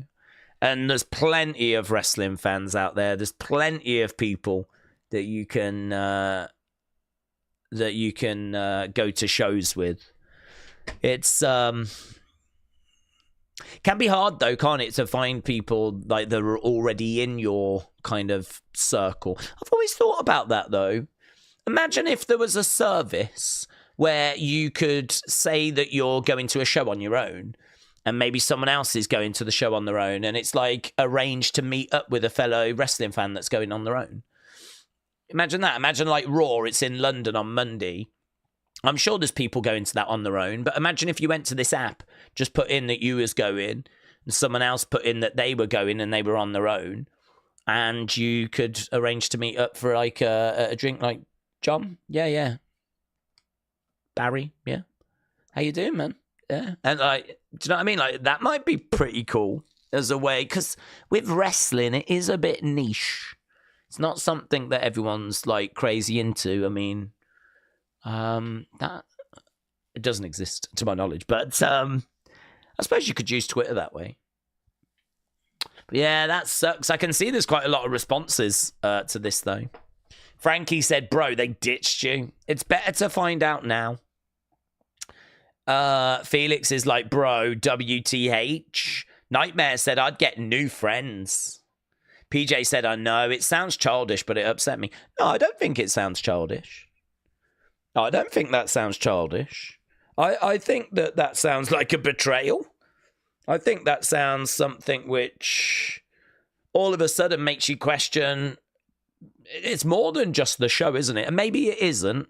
You know, maybe you can have a word with them about it, but it suggests that it's just more than being about the show, isn't it? I mean, maybe they'll turn around and go, oh, we just changed our mind last minute. We saw there were some cheap tickets, but still doesn't answer as to why they never got in touch with you.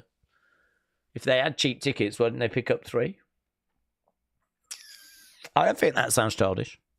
Dutch Luchalala said anyone would be upset with that. That is not cool. Matt sending a heart emoji. Adam said it sounds like you got hurt feelings. That's a Flight of the Conchords reference. I never watched that show. I know of it. I never watched it. Mitchell said they aren't real friends. Akeem said put sex toys on their lawn. Lots of them. Well, I mean, that's something he could do, I suppose. PJ, do you have lots of sex toys? You don't need to answer that. It sounds like Akeem does. So if you need to borrow lots of sex toys, I don't know if Akeem could maybe box them up and ship them over. I'm not sure. But it sounds like... When you say... Hang on, Akeem, when you say lots, what do you mean by lots? What do you... I mean, if someone's got like 4 or 5, in my mind, that's lots. But you're not really covering much of a lawn with 4 or 5. I mean, are you going to need like 20 or something? Even then, though, you ain't covering much of a lawn. And don't forget, I think he said it was 2 people, so that's 2 lawns that you've got to deal with. Do you know what I mean? Like, that's a lot of grass that needs to be covered there. I mean, you are going to need some real big dongs. Real big dongs. Because let's be honest, nipple clamps ain't doing it. They ain't even touching the sides. Yeah? God knows how many nipple clamps you would need to cover 2 lawns. You're going to need some big dongs there. Tell you what, Akeem, that's a real thinker. It's been a while since I've had a comment like that that's really got me thinking. It's a real thinker, that one. I'm here for it, though. I'd be willing to look at the average size of a sex toy, work out the average lawn, times that by 2, and then figure out how many of those sex toys we would need to cover both lawns. That sounds like a piece of work that needs to be done. Yeah, that's a piece of work that needs to be. We need the answer to that. I need to know. Actually, it's 257 sex toys that would be needed. It's a great suggestion, though. If nothing else, PJ, it's food for thought, isn't it? But, yeah, no, I can understand you being disappointed on that. Carl said a couple of boxes should do it. A couple of boxes. Frankie says nipple clamps. You're going to need a lot, buds. You're going to need a lot. Dr. Luchalala said this is turning into like a Days After Dark stream. Days, does she sex you too or just drug you? Okay, Frankie, I don't know what conversation you're having. I don't know what conversation you're... It's not the same conversation we're having about sex toys and lawns. And it's hard to really understand why we're even having that conversation, but... Why don't you buy a ticket and go along? PJ, go along to the show as well. Like, see if you could get the ticket next to them, and then when they sit down, go, oh, interesting seeing you here. I don't remember the invite. Make it really awkward for them. Get the seats next to them. Hello, Tony. John. Didn't expect to see you at this show. You've got quite the surprise when you get home and check your lawns. I'll say no more. Hannah, shout out to you. WE. Days, with all this talk about ARW Pro, would you see people like Jebediah Mash from ARW Pro showing up on Evolve wrecking havoc to make a statement that ARW is legit? All. Yeah, I mean, that's my favorite Mash. A lot of people are like, how do you like your Mash? And I'm like, well, it's got to be Jebediah's. It's got to be Jebediah Mash. So, yeah, I'll take them all. I'll take Jebediah Mash. I'll take Bernie, Big Balls. I'm a big fan of him. He's actually really small, but the name kind of, you know, is a play on things. So I think like Bernie, Big Balls, Jebediah Mash, Sally, Big Vagina. I love them all. I'm a big fan of the ARW Pro crew, so I think there's room for all of them in Evolve. Edward. Days, I love you, bro. You're not just a friend. You're not just a person. You're my family. Now, I do believe one day we will meet for sure. Bud, wish the best love, bro. This community is king. We are the best. It's not happening. Bro. It's not happening. I like the fact you think that it's going to happen one day, but it's not happening. I would fear for my life. I would legit fear that I would not make it out of that meeting. So I can't ever see that happening. But you know, I think it's something that we can say will happen one day and just keep kicking that can down the road. But no, Edward, shout out to you. When it comes to like stalkers and people that I'm low-key terrified may murder me in my sleep, you are my favorite. Top three. Made by Dawn. Wrestling Daze, which finisher, in your opinion, is the best or best protected? I think the RKO is the one that comes to mind at the moment. I mean, if an RKO gets hit, you ain't seeing people kicking out of that. So it feels like that. Crossroads, have we seen people kicking out of Crossroads? I mean, I think we have, and I know Cody tends to deliver like 2 or 3 now to like really put people away. But RKO would be the first one that what comes to my mind. Ninja Xux. Daze, make a ranking on the best sex toys. I'm sure the community will love it. Well, Ninja, my knowledge of sex toys is actually very limited. I know of big dongs, little dongs, nipple clamps, butt plugs, gags, masks, whips, chains, handcuffs.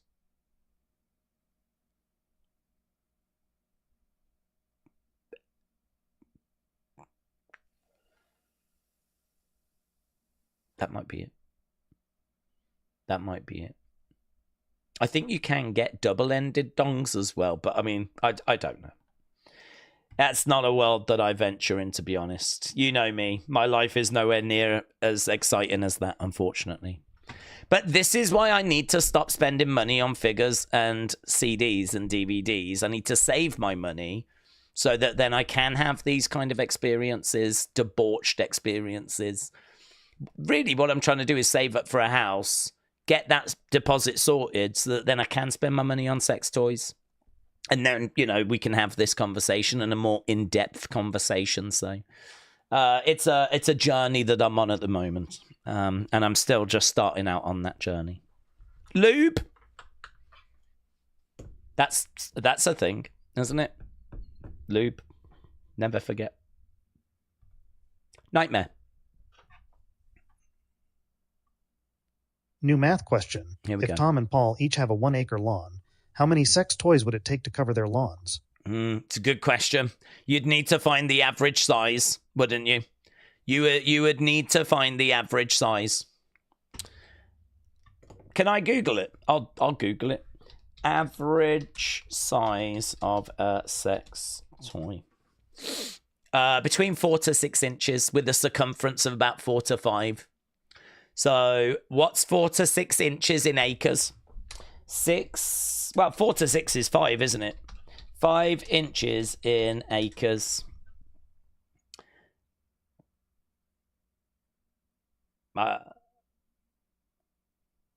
That's really difficult because it is considerably smaller than an acre. Yeah, I mean, I feel like it can be done, but I don't know that we're going to get the answer live on stream right now. Just know it's many. It's many. Many is what we're looking for.